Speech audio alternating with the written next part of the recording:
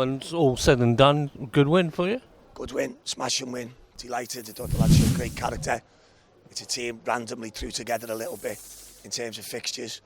You know, on the back of a poor performance on Saturday, I think the lads have put in a really good, strong one. You know, to get the penalty after I don't know how many minutes, you know, was a great credit to them. You know, we've got to find, as I keep saying to people, you've got to find our identity.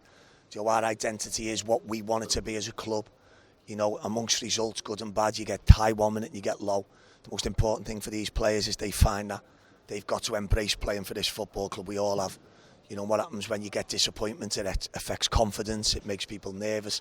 Tonight at times the lads were very nervy with the ball, but they've worked so hard to keep a clean sheet.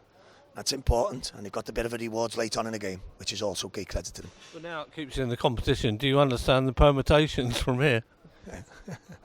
Yeah, it keeps us in the competition. Yeah, you know, it's important, John. You know, yesterday the press people are highlighting that you've lost 3 games in Fratton Park. Nowadays in football, everyone can't wait to highlight a problem. It's just the nature of the game we're in. You know, the reality of it is we're 3 points off being automatically promoted. That's the reality of it. We play a great game at home to Mansfield on Saturday, but for some reason now in football, people just seem to get so much more excitement out of losing than they do of winning, and that's just the nature of the game we're in. You know, we've won at home tonight, we've kept a clean sheet, and we look forward to Saturday's game. What pleased you about tonight most of all? Just the lads' appetite for the game. You know, the pitch is playing great at the minute. You've only got to look behind you. Great credit to the ground staff and everyone involved with that. You know, but clubs just have a way of, you know, football in general, of when there's a feel-good factor about a club, you can feel it. And when also there's negativity, you can feel it.